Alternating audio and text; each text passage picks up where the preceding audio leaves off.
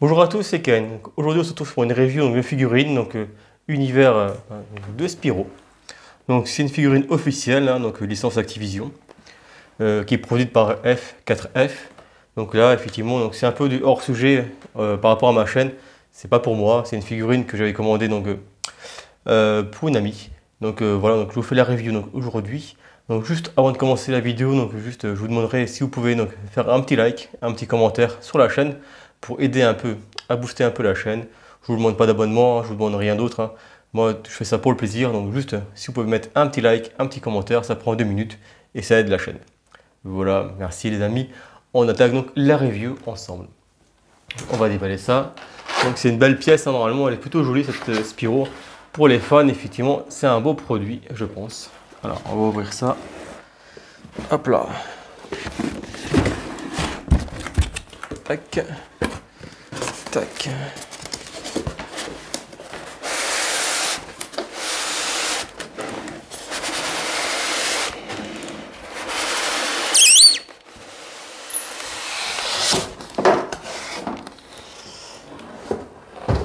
Voilà. Hop là. Donc c'est un produit sous licence, hein, donc numéroté.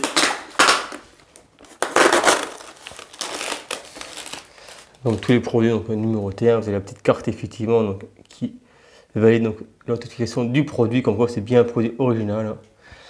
Voilà, je vous montrerai comme d'habitude après l'unboxing, une vidéo plus proche. Hop là.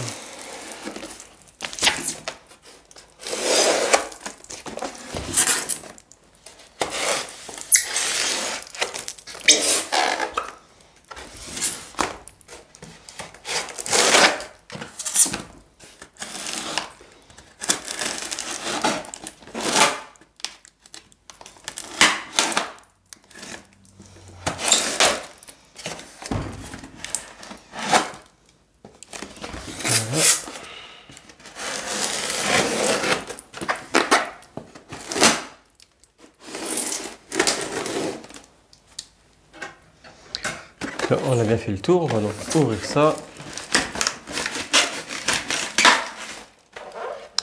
Voilà. Ah, c'est une belle pièce, hein. Je pensais pas qu'elle serait si grosse quand même. On est sur une belle reproduction de Spyro. Je crois qu'il n'est pas complètement épuisé ce produit, hein. Par contre, c'était une précommande qui a été faite il y a plus de 2 ans, donc c'est vraiment une précommande qui a duré longtemps. Ils ont vraiment pris leur temps pour la production. Pas mal de retard à cause du Covid. Mais c'est quand même un beau produit. Elle est vraiment grande, hein. Hop, là je vous mettrai le lien de Derive Store si on reste sur le site. Pour ça, éventuellement, si ça vous intéresse, vous pourrez y aller, hein. C'est un beau produit, le socle est très beau, hein, donc résine transparente. Je vous montre, hein, avec les effets d'eau et de cristaux. Voilà, donc là c'est le numéro 177. Donc, je ne sais pas combien d'éditions il y avait de prévues pour ce produit. Je crois qu'apparemment c'est écrit 1000 pièces. Voilà. Donc 177 sur 1000. Ouais, l'arrière, bien. Licence officielle de Spyro. Par contre, pour le montage, on va voir comment ça se monte tout ça.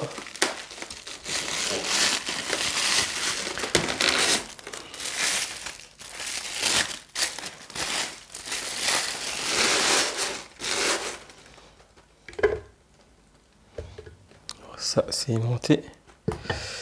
Tac, ça vient ici. Votre cristal. Pareil, donc c'est aimanté, ça va venir ici.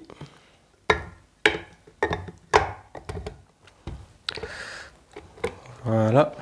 Tac. Je ne sais pas comment Spyro va venir dessus, je vois pas d'encoche, on verra tout à l'heure. On finit de monter ça.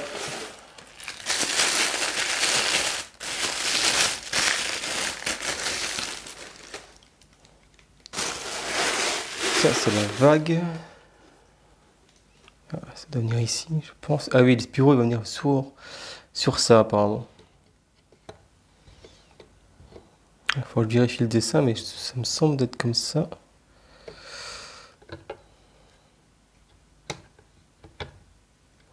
Non, c'est pas dans l'autre sens, je pense pas.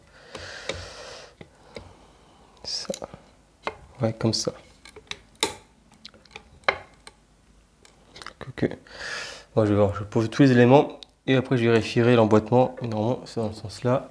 Qu'est-ce qui reste?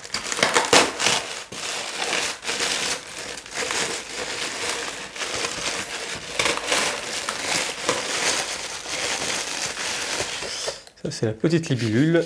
Hop là. Qui est bien jolie. C'est bien détaillé. Donc, de toute façon, après je vous montrerai donc, comme d'habitude, hein, tous les éléments.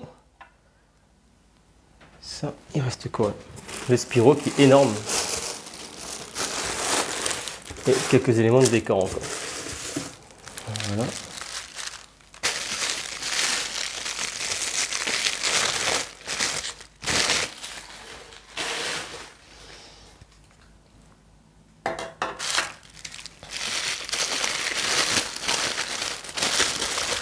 Ça c'est des ailes de Spiro.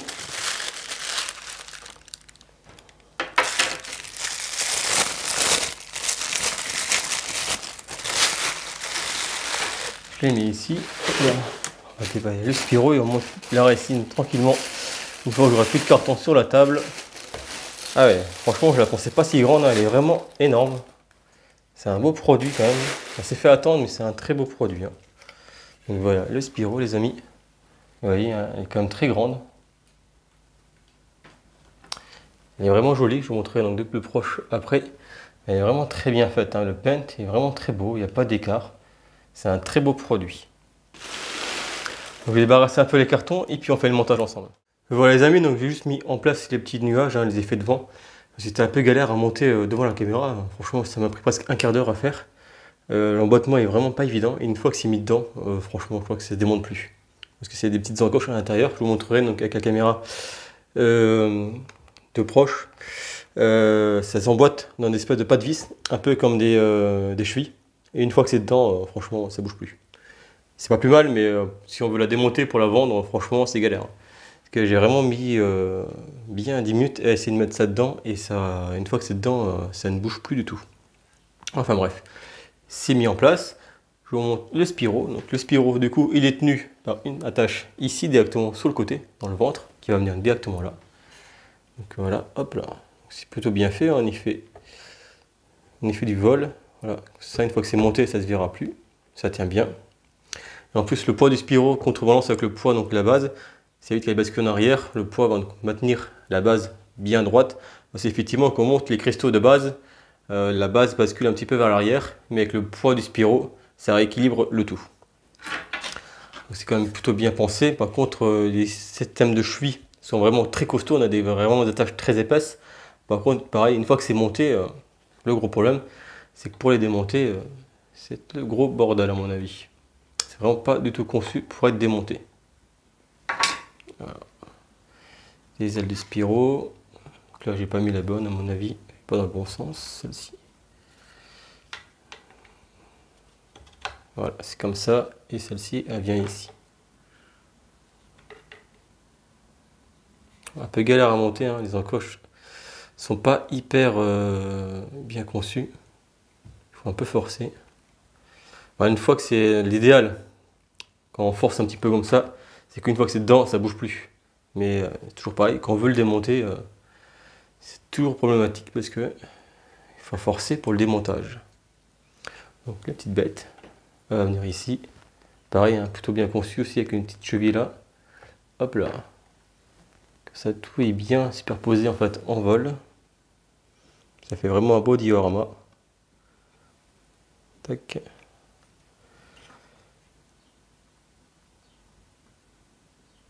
Ah, toujours pareil, il faut forcer un petit peu pour que ça rentre. Voilà. Au moment, ça bouge plus. Voilà, une fois que tout est en place, la base elle est bien stable. Le poids du Spiro équilibre bien le tout. Ça tient bien. Donc voilà, on est quand même sur un très beau produit. Hein. Franchement, elle est vraiment jolie. Il y avait une version donc standard, donc c'est celle-ci, c'est la version standard. Et vous avez une version effectivement premium qui était avec une base LED. Vu que la résine transparente avec les LED effectivement à l'intérieur, ça faisait plus joli au niveau des vagues d'eau et des cristaux. Mais vous voyez, donc même sans les LED intégrés dans la version standard, plus la lumière du soleil, quand elle traverse la résine transparente, ça fait un effet lumineux quand même. Donc ça reste quand même très joli, donc même s'il n'y a pas les LED à l'intérieur, ça c'est un très beau produit. Hein. Donc, franchement, pour les fans de Spiro, c'est une des plus belles que j'ai vues actuellement. C'est une très belle statue. Voilà, je trouve qu'elle est vraiment très très jolie. Voilà, on va passer donc la vidéo donc d'un peu plus près. Comme ça, vous allez pouvoir effectivement voir tous les détails du paint et comment c'est monté, comment ça tient. Je vous montrerai les chevilles à l'intérieur des cristaux. C'est plutôt bien pensé, mais galère à démonter. Voilà les amis, on attaque la vidéo donc un peu plus près. Donc voilà, je vous montre la résine transparente, comme je vous disais tout à l'heure. C'est très bien fait, vraiment sur un très bel effet au niveau donc, des vagues d'eau et des petits cristaux transparents. C'est vraiment joli, donc ouais, c'est vraiment bien conçu. La lumière donc, ambiante traverse la résine transparente et ça se reflète à l'intérieur, donc c'est vraiment joli. Donc même s'il n'y a pas de LED intégré, ça fait quand même très très bien le travail. C'est vraiment bien fait. Voilà. Donc on attaque le Spiro. Le Spiro qui est vraiment très joli aussi. Vous faites là point dessus. Voilà. Donc il est vraiment beau. Vous voyez même l'intérieur de la bouche, il n'y a pas vraiment de défaut. Les yeux sont bien dessinés aussi, c'est bien peint. Il n'y a pas de défaut d'articulation. On est sur un beau produit. Le corps. Donc vraiment sur une grande taille de statue.